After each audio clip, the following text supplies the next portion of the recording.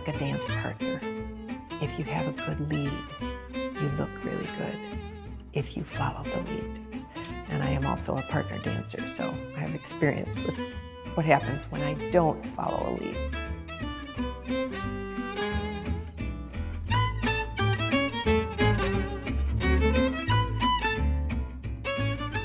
Watercolor and ink are my main media, both in my studio practice and in my plein air location work, where I'm doing journaling as well as sketching.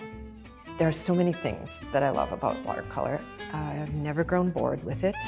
I love that I can work the size of my pocket. I love that I can work the size of a wall.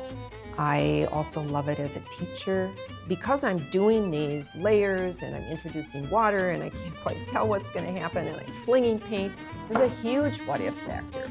That is why I love watercolor. It is not entirely predictable. I think when people consider it hard, it's because they're trying too hard to make it do something rather than follow the flow of it. Because it really is like water. You have to follow the flow.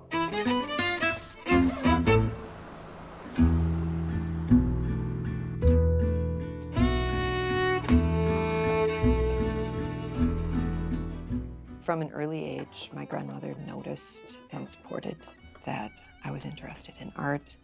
I effectively was able to use her kitchen as my studio, so she tolerated my messes. She loved storytelling, she loved poetry, so I grew up with that as a soundtrack. I mean, I thought I was put on this earth to work visually, and it turns out when I paint, it allows me to tell stories.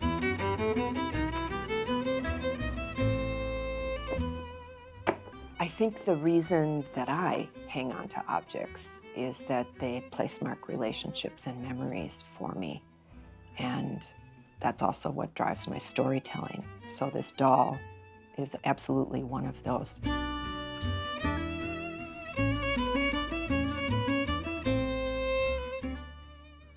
In choosing to respond to objects as an artist, I think about why they have meaning. Right now I'm working on a project in collaboration with the American-Swedish Institute using objects.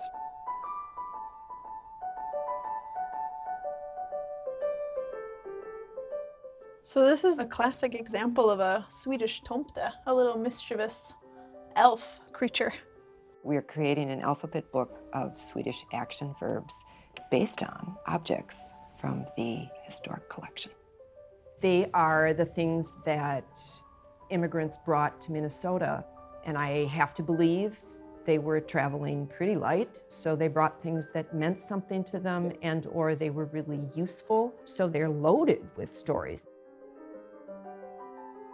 Our working title is A till Z Ö Ä U, which has taken me 5 months, I guess, to say, which is A to Z. There are 3 vowels that follow Z in Swedish. So there are 29 letters in the alphabet, 29 objects from the historic collection, 29 illustrations. And it will become a picture book.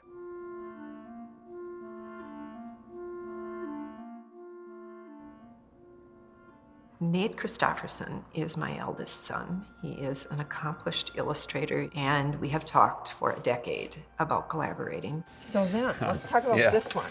This is painting. Måla, to paint. So I had my 2 kids paint on it. I just told them to paint a creature each. And yeah, and actually, like, I really like how that turned out in the sense that, like, you actually get these sort of brush marks in there. Nate creates characters that animate and illustrate the verb on each page. Each letter, there's a new character introduced.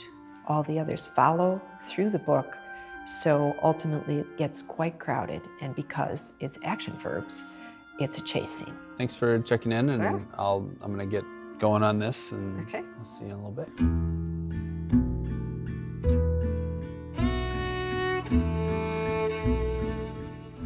I'm drawn to creating in spaces where there is a pulse of life around me, and it could very well be because as one of 8 children, there was always a pulse around me.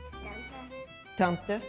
Yeah, you say it just right. Some people say tanti, Many people slow down and engage, and frequently they'll tell me stories that relate, if not directly to that object or one that they have like it, it reminds them of something.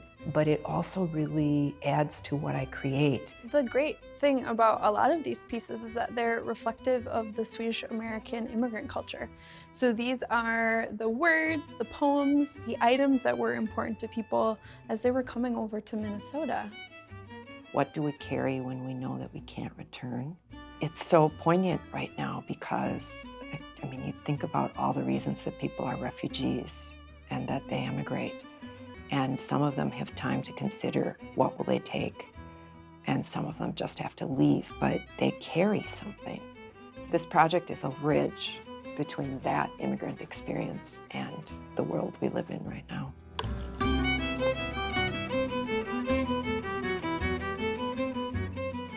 Art brings us together. It's a catalyst for conversation, for storytelling, and those things weave us together. They remind us of our common humanity.